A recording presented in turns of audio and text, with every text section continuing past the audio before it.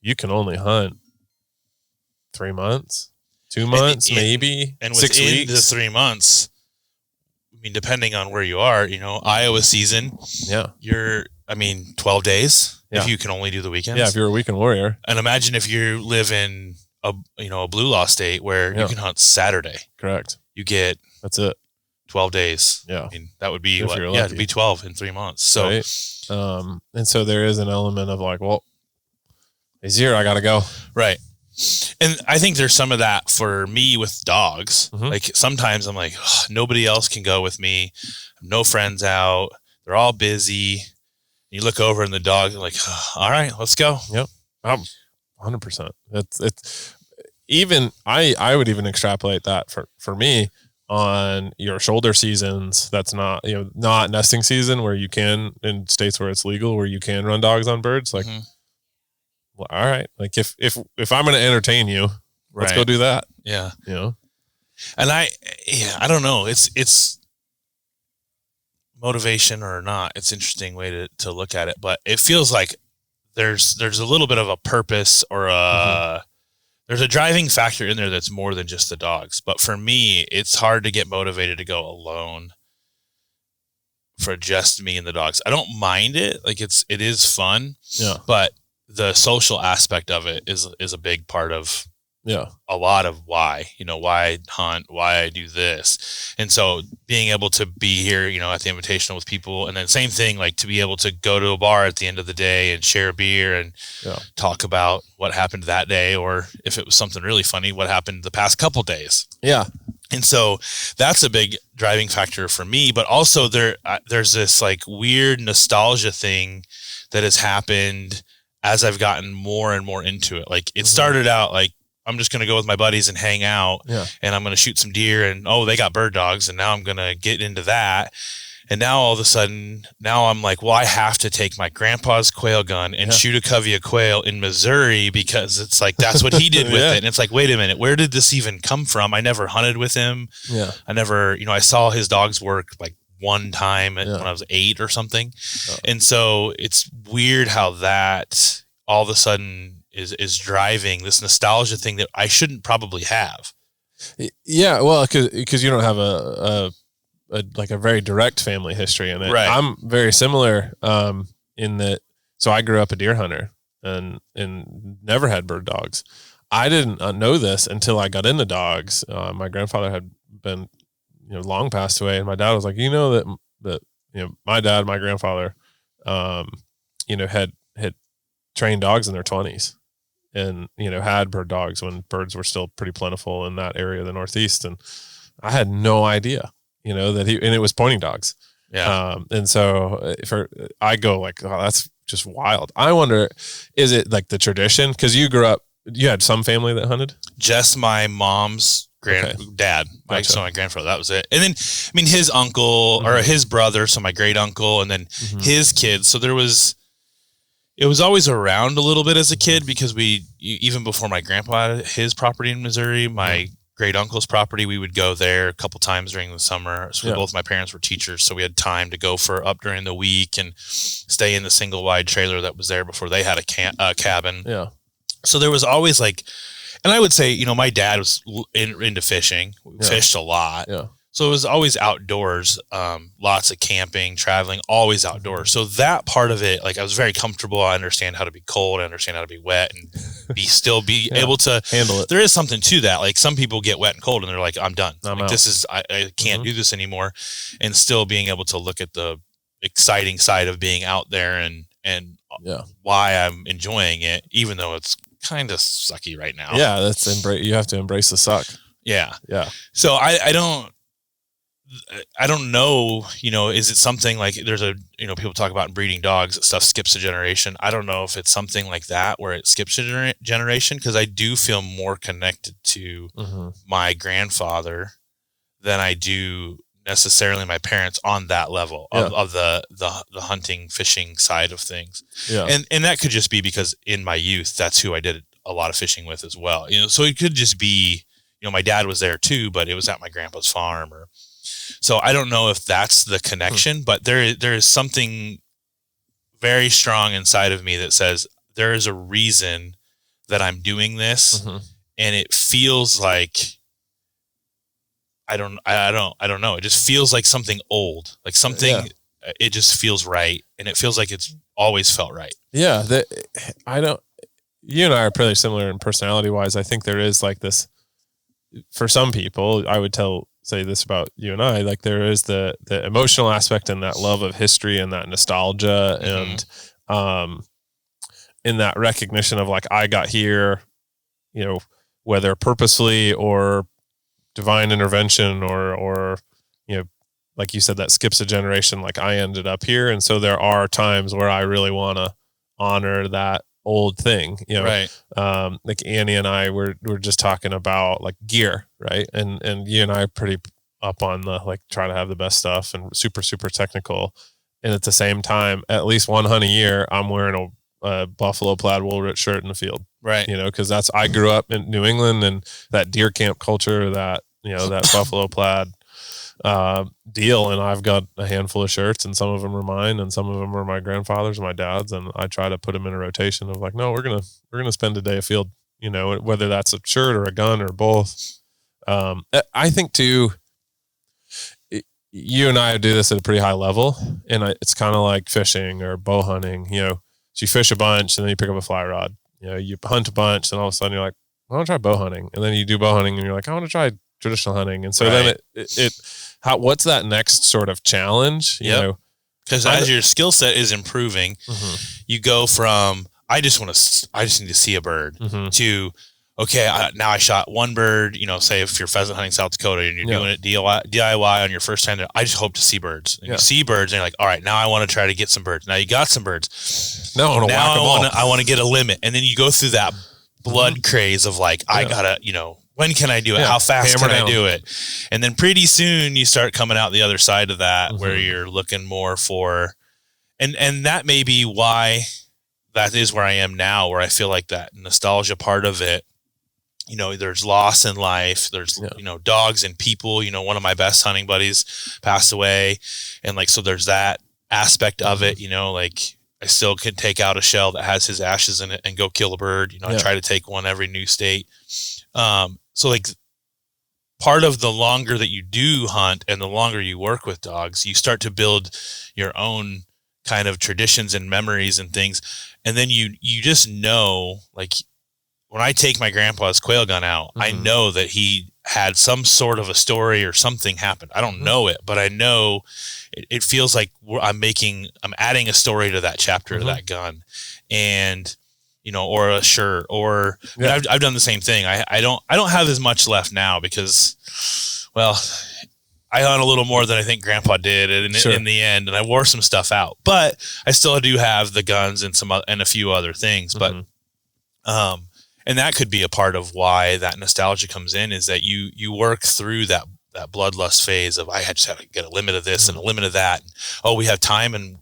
In the evening, let's go buy a duck stamp. We're going to do everything. Yeah. And as the dogs get better and mean more to you, and as the hunting, it just, the reason changes. And I think some people, that journey is very short. You know, they might do it in a couple of years. They have a really special dog and they have some great hunts, and all of a sudden now that's their motivation. Yeah.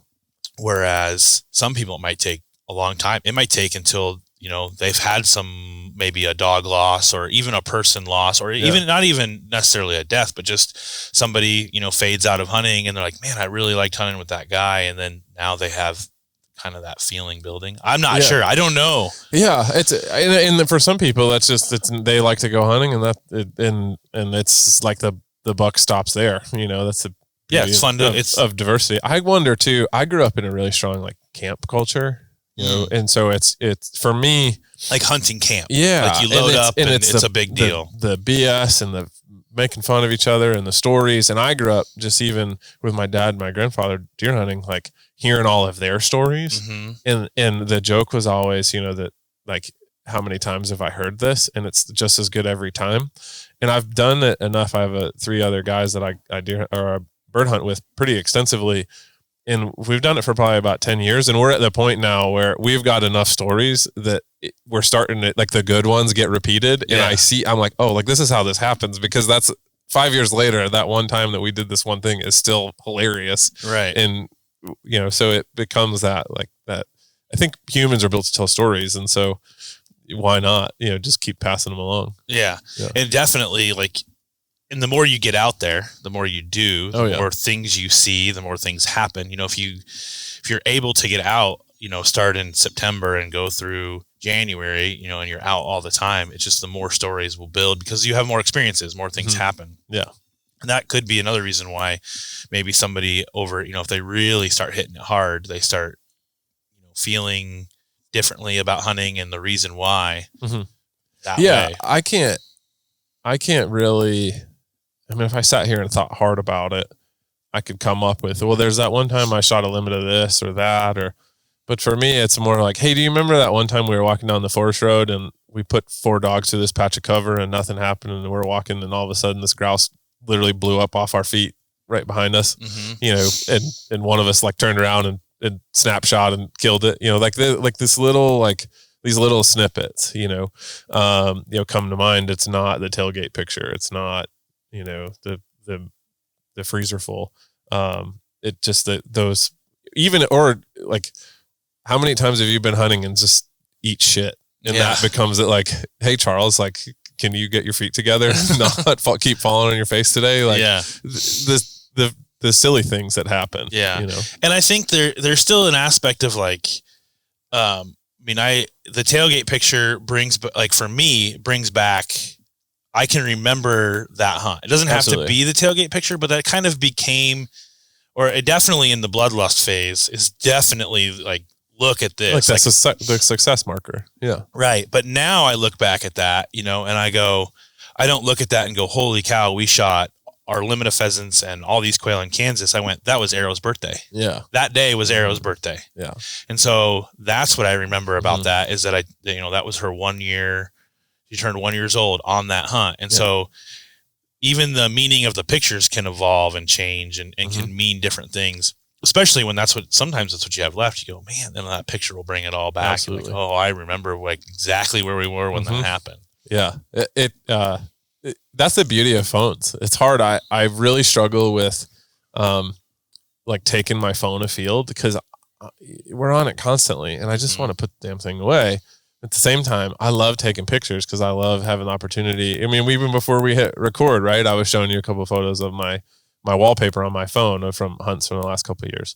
Because it's that thing that draws us right back to there was this one time and this one particular moment.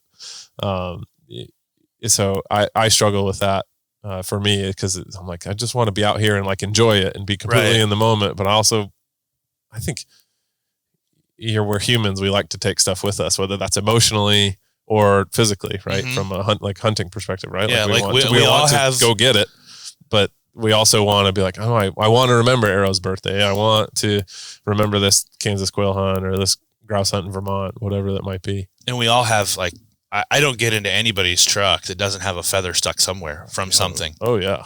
You've been in mine. I've got them pasted on the ceiling and shell cases on the dashboard. We've been bumping around these roads. So I just stopped centering them on my dashboard. I'm just roll around. I'll fix you later when I get on the highway. Yeah.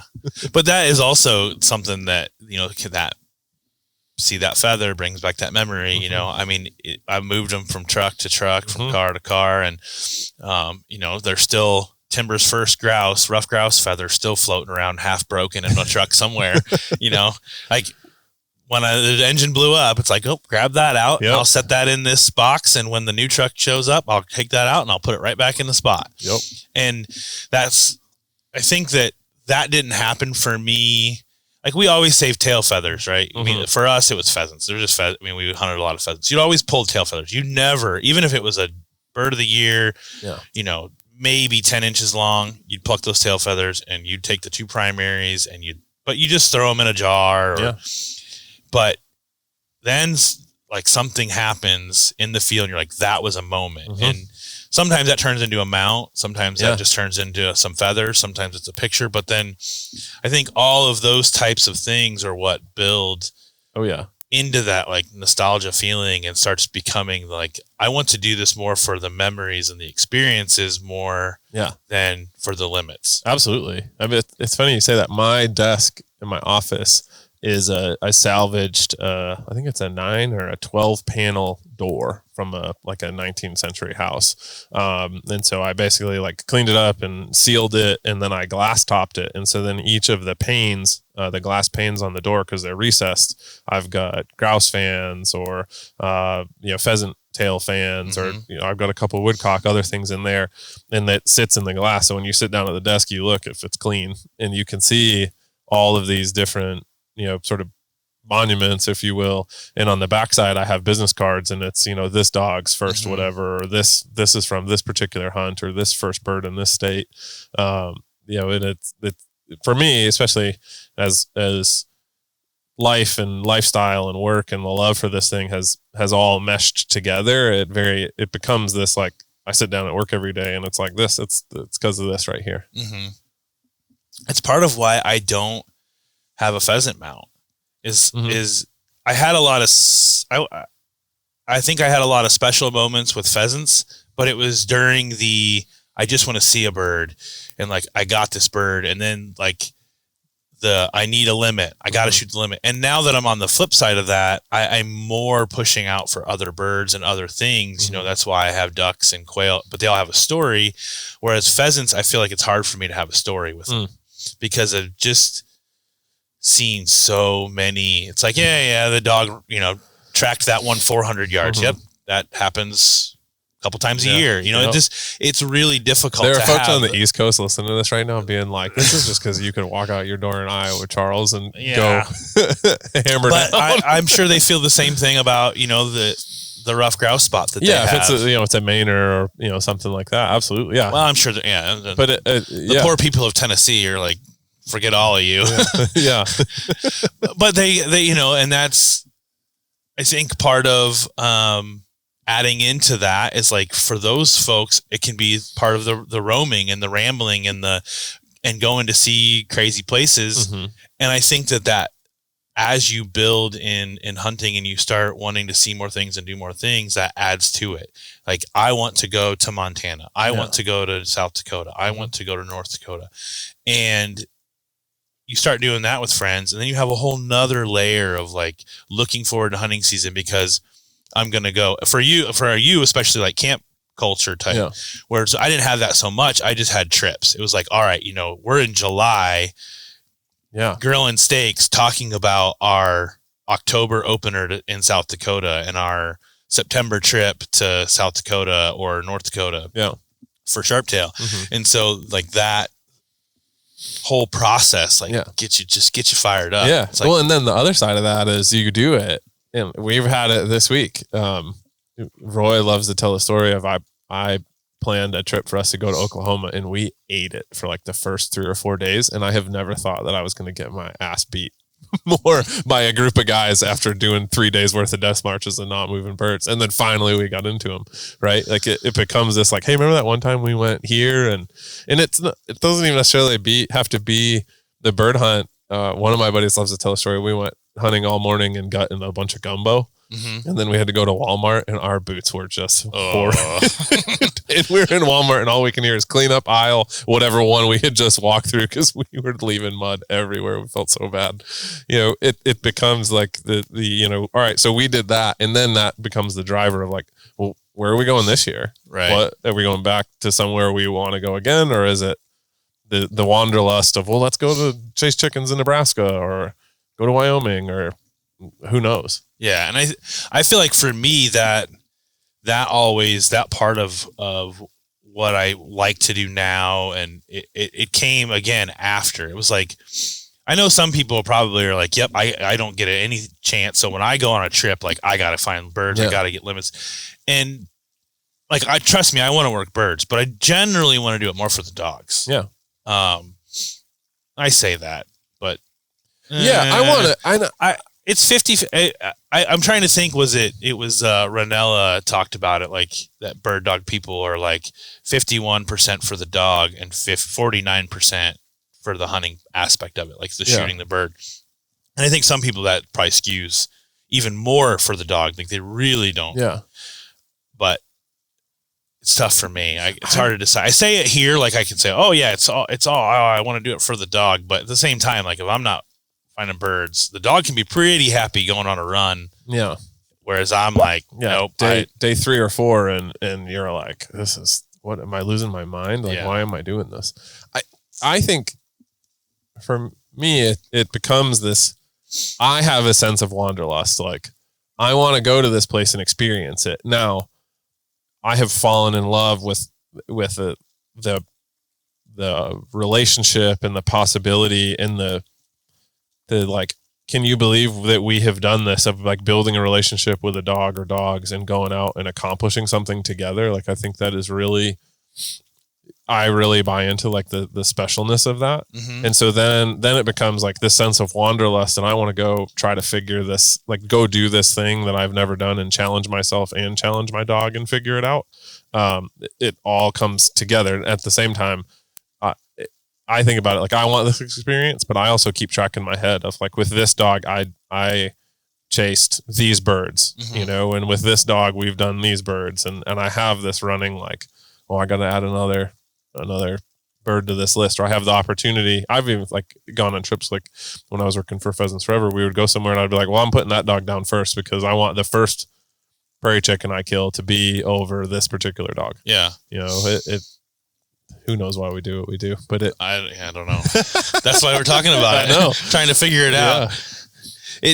For me, I never really got that hung up on like particular dogs getting like to the point where I sometimes don't even remember. I'm like, who did I shoot the first sage grouse? Like who was on the ground? Mm-hmm. Like, and maybe it's because, the first sage grouse I shot was like a wild flush from over the hill, mm-hmm. came across me and I shot it. So it's like, doesn't mean anything. Cause I can certainly tell you who was pointing the first one I shot, that I took over a point. I definitely know that. Yeah. So that could be where that like dog, like doing it for the dogs comes in. But I can tell you if they would have told me about going to Wyoming to hunt sage grouse and they just said, we're not going to see sage grouse, but the dogs will have a great time. I'd have been like, I don't think I'm going. So there's still, that's a good way to put it. Yeah, there still has to be the chance for success. Mm-hmm. And the unknown is probably a part of that as well. Not just, I know I'm going to go out there and shoot a bird. Yeah. As long as you tell me there's a chance. So you're saying there's a chance, then I'm in. And I'm willing to put in the work and to make it happen. But, and I think that wanderlust part of it is what makes that fun, Yeah. I hate the driving. Ugh. I could somehow get a magic carpet or a teleporter. It would be a lot better, but it's what it takes. That's you got to pay the piper. Mm-hmm. And in our world to do what we want to do, it involves a lot of windshield time. A lot of miles. Hence that truck engine lockup. Oh, I know. It couldn't have happened at a worse time either. I'm back home for a whole 60 hours. And I spent 4 of it waiting for a tow truck, and I did. And luckily, the escape waited till after New York, so that's fair. Before I wrecked that, yeah.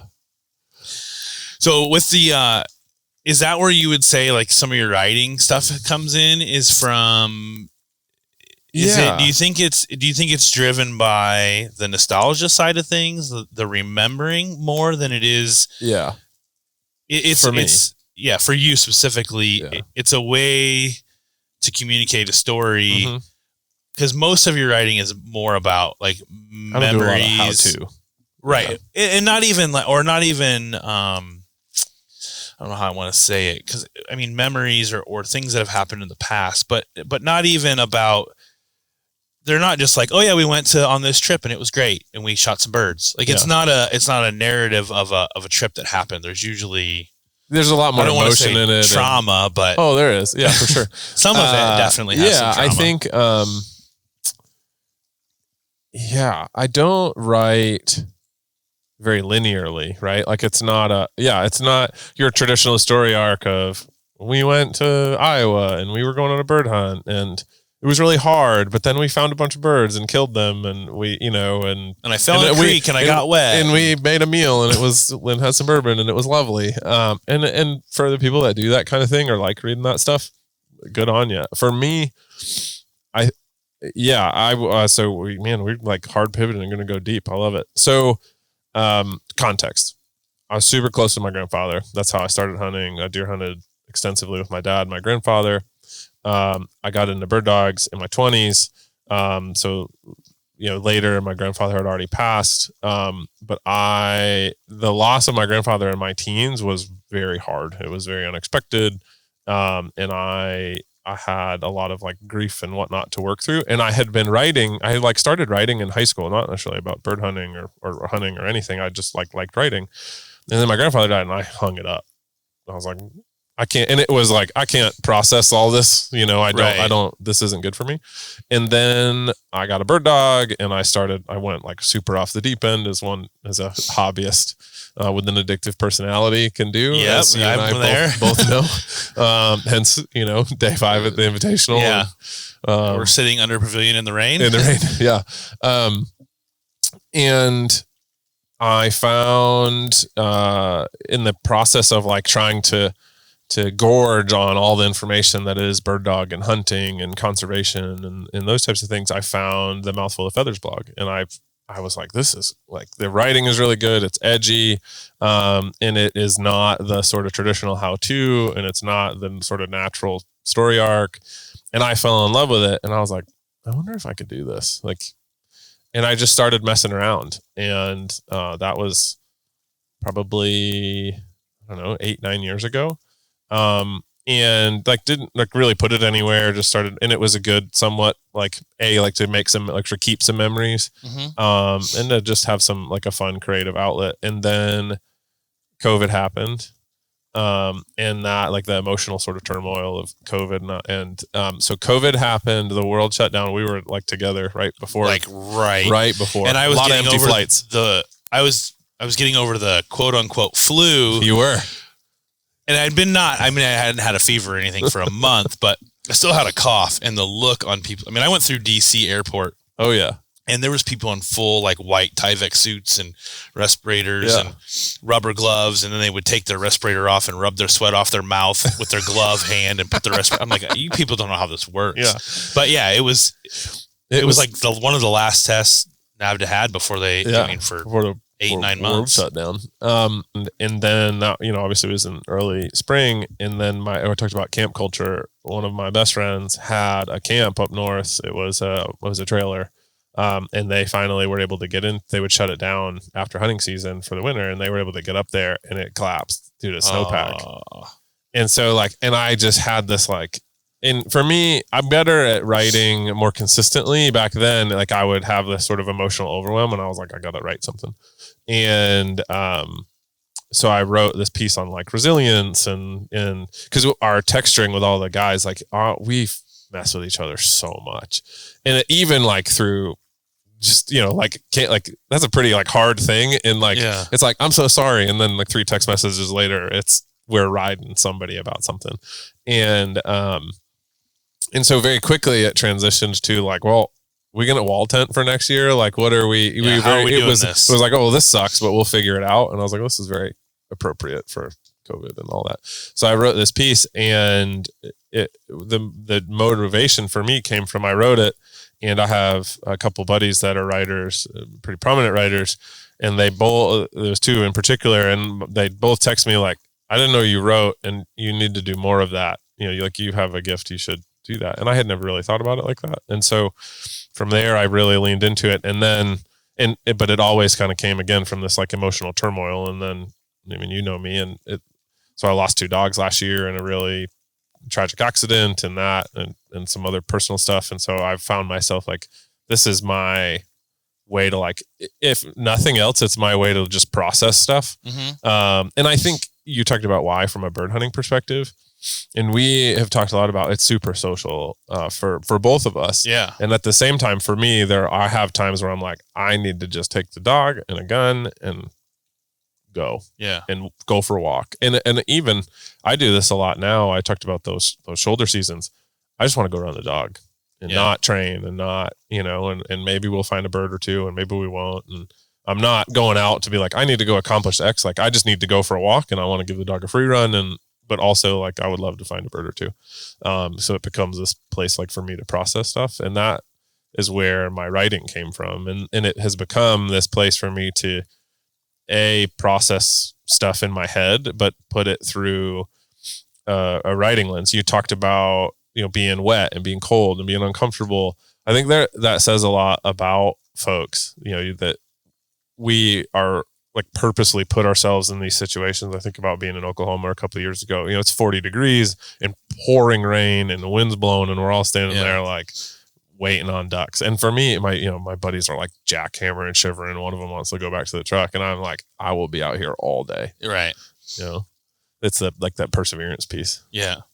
So you've been writing, you mostly write on the blog, right? Is that I do for Mouthful of Feathers blog. I've done a handful of stuff for Quill Forever Journal, Strung, a couple other RGS. I do a lot in the conservation space, because I worked there. But I've had most places from a monetary side, from a writing side, they want more how-to or destination type stories, and I just don't write that. And it's we go back to the nostalgia piece. You read Outdoor Life or Field and Stream from 60 years ago, and it's much more of a like emotional, more tie. Your style of writing. Yeah. And so I try to put that in places where it's appropriate. Yeah, like I love Gene Hill. That's he has a way of making, like, especially when you've experienced things similar to what he's writing about, he has a way of just like, that is I can't get it out of my head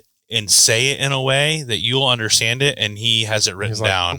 Right there. Like, I don't get it. Like, how did you come up with those words to do that? And so same thing, like with, I've had, I'm pretty lucky in that most of my current crop of dogs, I've obviously had dogs growing up, but the dogs that I have a lot of connection with, a lot of time training and hunting and all of that, I still have all of them. Yeah. So I haven't gone through, with my personal dogs, I haven't gone through it. I'm going through it a little bit with Vex. I was pretty connected to him, and so, like, it's the same kind of thing. Like, you read some of your writings and you're like, I can't figure out how to say it, but you're saying it. Yeah. So it's really interesting how, I hope that some of those outdoor type publications kind of come back to that. Yeah. And it would be interesting to see if you could, turn, like, now that you can look at some of the past stuff with like Plex and have some of those stories and turn those into writings now, because that's your motivation now. Yeah. Is the trauma of it a little bit. I say trauma, it sounds bad, but well, no, I'm, or just the emotion. A dog die in your arm sucks. Yeah. So. I get it. Yeah. So the emotion of it now, you could look at those, hunting stories through a different lens and be able to now write about them. Yeah. 5-6 years removed with the dog being gone, and now you have a different lens. So it'd be interesting to. Yeah. Well, I want to write about it. As I have gone, with anything, right? The more you do it, the better you get at it. And for me, I'll be very clear. Like, I have such imposter syndrome with it, but it's enough people keep being like, no, you need to keep doing that. Where I'm like, all right, well, I'm going to do it for me, but I'll keep putting it out there.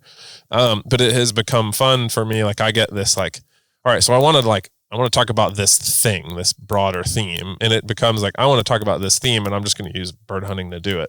And now the fun for me, especially like with all of my friends, is like, all right, well, I want to talk about this, like this time we went and did this. And I might not ever name a person, but my buddy that I was with, like, they're like, oh, he's talking about that, and I get a kick out of that, because it is like, how do I preserve this experience for the future?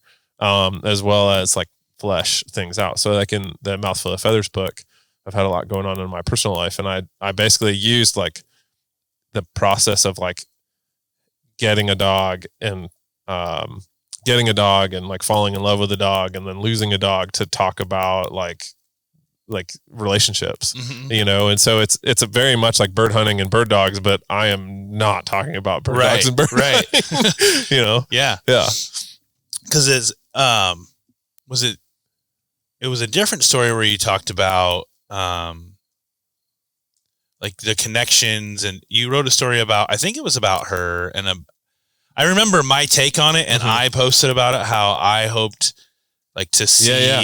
I know what you're talking about. Yeah.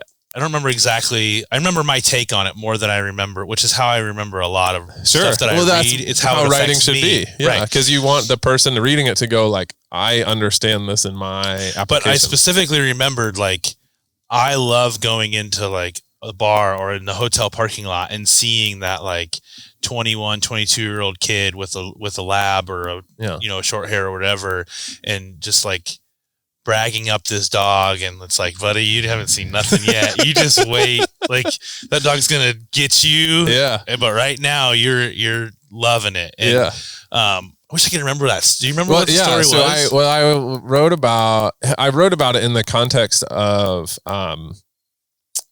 so she was older but had a lot more to go. And so but I wrote about, in that particular portion of the story, I was in Kansas, and particularly like retrieving. Her thing was retrieving. She was my bulletproof, like, tracking, retrieving, typical draught, way more about after the shot than before the shot, in my experience. Don't flame me, people. But it's also true. Truth hurts. It does. And we were in Kansas, and I had her and Mac down, my young short hair. And it was like the typical, like, we've hunted for a couple of days, had success. So we were doing like exploratory missions, and my buddy Ed and I, we were out, and he was like, well, let's go check out this one piece of Weehawk. And it looked weird because it was this like little woodsy strip between two bean fields. And he was like, let's go check this out. And I cut him loose, and 50 yards from the truck, Mac locks up right on the woodsy edge.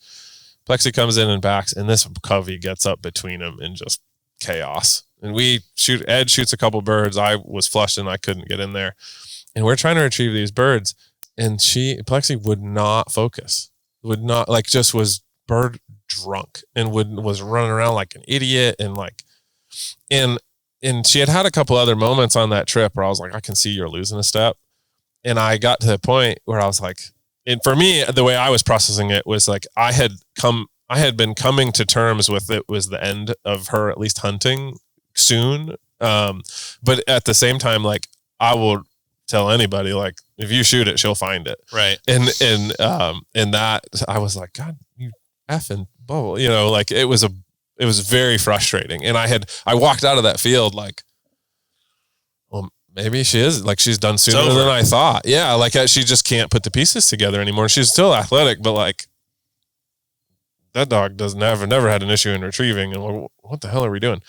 But then the next day we took her out, and we have this one spot that is like, it's sort of our money spot. And I was like, oh, and we have this, he's got a really, really big running setter, and we would run her with him because we could get into birds, and I could handle her enough generally to shoot him. Well, sure enough, like that day, like, she was a champ. And so I was just riding the yo-yo of like the day before. I was like, well, I might have to like leave her home next time, Yeah. And then the next day she's like, no, I got this. Like, what the hell's wrong with you? I'll dig out every cripple you shoot. Yep. And it becomes like that. To your point about the kid, I had wrote in there about, like, I showed up in this, like, I started in my 20s and I knew nothing. And I think there's a real like power in that. Like, I think about, we're still pretty young, and we've got these people in our lives that are 10, 20, 30 years older than us that we've learned a lot from, and that we have immense, like, deep friendships with. And I'm like, all right, so I'm at the point now where I'm like, where's my 20 something kid coming? That I can be like, come with me. Like, I'll let you learn on your own, but I'll also try to help push you in the right direction to foster this, like, a deep love that, you and I clearly have. Yeah. That's something. I think part of this game, that the NAVDA game, is part of that. Yeah. Is part of is wanting to foster that, and to see, like, who can carry it on the torch, who's gonna drink, as Roy says, the Kool-Aid, and all of a sudden, and I see it a little bit with Ray and Emily, like, they, 4 or 5 years ago, they had a couple labs, and now they're both NAVDA apprentices and running dogs at invitationals, and that ties into the probably the nostalgia part of it for me is like, I want to help somebody see what I'm seeing. And it's hard for me. I can't write. I just can't. Like I can do math. Like that's where my brain is. And so I tend to do what you would do in writing. I try to do in mentoring and helping people. It's part of why, like after a test, you know, like in New York, I'm grabbing a small munch toy and I'm like, hey, we're going to fix your retrieving problem now. I'm going to help you through this. And when I leave here, you're going to send me videos of you working on this. And next year, you're getting a prize one. And that's kind of where like my outlet for that is like, I really want to help people and build that connection. And, you know, I love to read. It's so interesting that I cannot write, but I can read and retain. Like it's something, brains were weird, but I can, so it's really, that's why the like reading your writings and reading writings about stuff like that in general, like they connect so well to me because I don't have a way of putting that out there. So it's like, I can say, hey, read this story. Like somebody's dog passes away and like, I can think of a story instantly. This is the one you need to read. Like this is going to connect with you because it connected with me. Yeah. And, it's all ties back in together with, you know, the hunting nostalgia. And I think that, the older writings and you definitely have that style. Like you definitely have it. And that just, I don't know. It just feels right. That's all I can ever say about it. I think, Chad Lovey, is a really great writer, and was an editor for a period of time. And the best piece of advice for me was, he was like, you know, if you want to do this in this style and do it well, the best piece of advice I can give you is to just cut a vein and bleed on the page and see where it goes. Yeah. And, I mean, you know me personally, I am, if nothing, ruthlessly honest. And I try to apply that in my writing. And I don't, again, you know me, I'm not the loudest person in the room generally. But I pay attention. And so I've got a lot in here, and writing has become my way of getting it out. And as I've gone on and I've gotten better, I try to keep a reader in my mind a little bit better, of like, all right, so what's the thing I want them to take away? In the beginning, it was like, I just need to get this out. Right. And hopefully there's a message here that resonates with people. And now I'm more like, no, I want to get to this. I want to take a reader to this point. How do I get them there? And that has become the fun for me, and that resonance, you know, you talked about like Gene Hill and thinking about things, and I don't know where it comes from. I mean, and this is where I would say, like with you, with the mentorship, or honestly, like from you, your creative outlet, like your photography is bonkers, right? But I think about, in that same piece that you were referencing earlier, I ended it on, we should all experience a dog that its love for its people is only rivaled by its love for birds and the places they live, right? Like in that, for us, I mean, it's that 50-50, it's that 50-50 ball we were just talking about, right? Like, do I love the dog or do I love bird hunting more? Right. I hope we all have a dog that is like, do I love my person or bird hunting more? Like, which one is it, right? Because for us, like, that's the kindred spirit. I think that's why there's a handful of us that all get along, because we're all like, well, do I love the dog more, or do I love the experience more? Like, we're all like, well, it's a chicken or the egg. You can't have one without the other. So it's the whole thing together. And I think too, especially there's a lot to be said for that. People can see through things that aren't real. Sure. And so that's another thing that I think resonates with a lot of those writers and a lot of people, that you can tell when it's not real. Like you haven't actually done it, or you haven't actually suffered. You can just tell. You can, and that's, I mean, you can, when you read your writing, authenticity is really important. And very hard to fake. Yeah, absolutely. Well, I appreciate, that's really a compliment, Charles. Yeah, thank you. No problem. I appreciate that. It's been fun.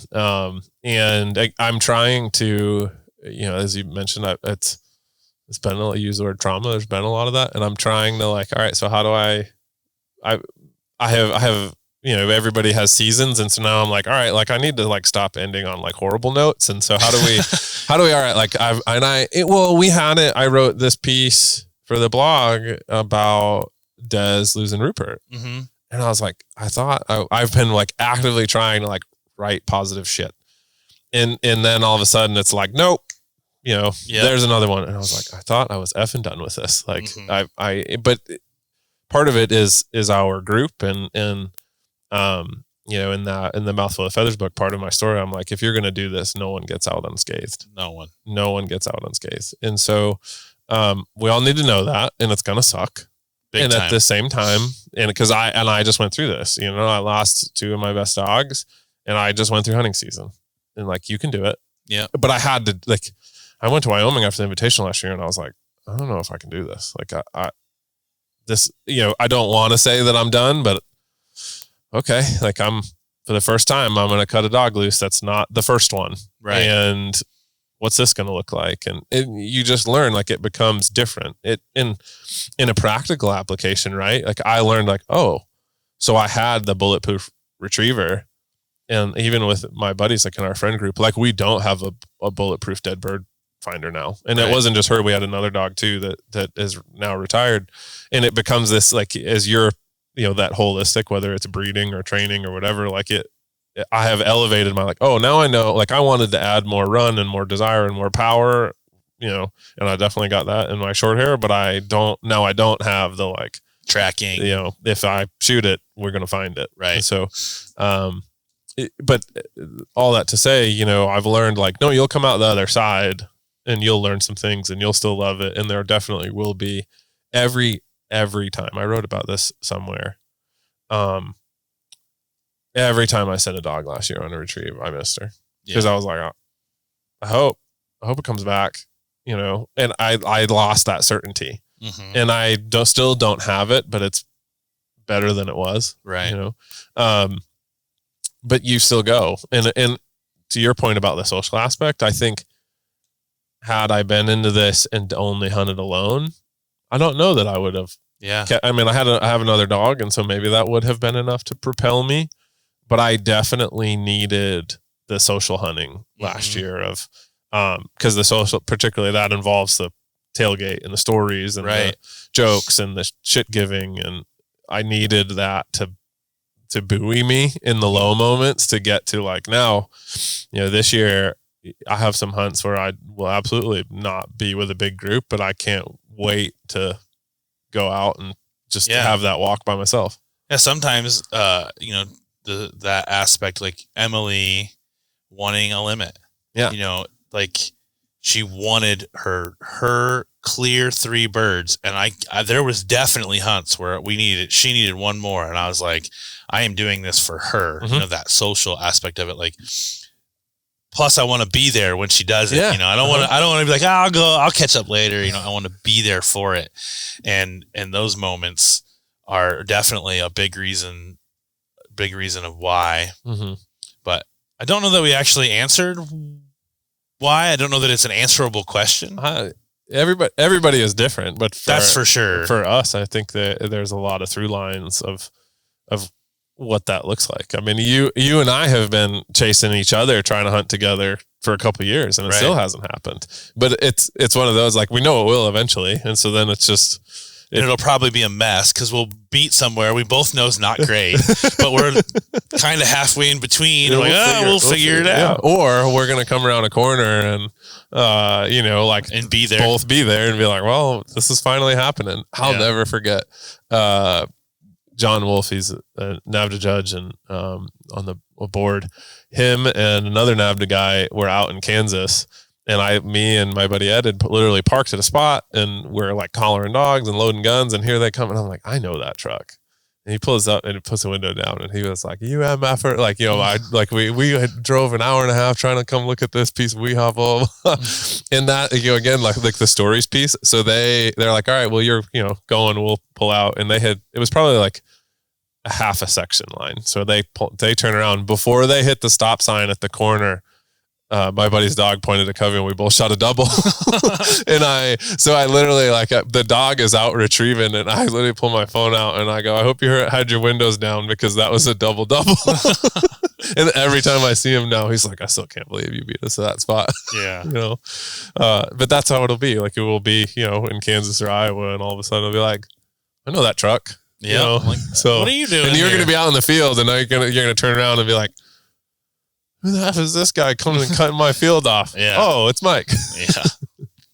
Well, I look forward to that happening. Thanks for sitting down and rambling. Absolutely. Roaming through a conversation just like we do hunting Day season. 5. Yeah.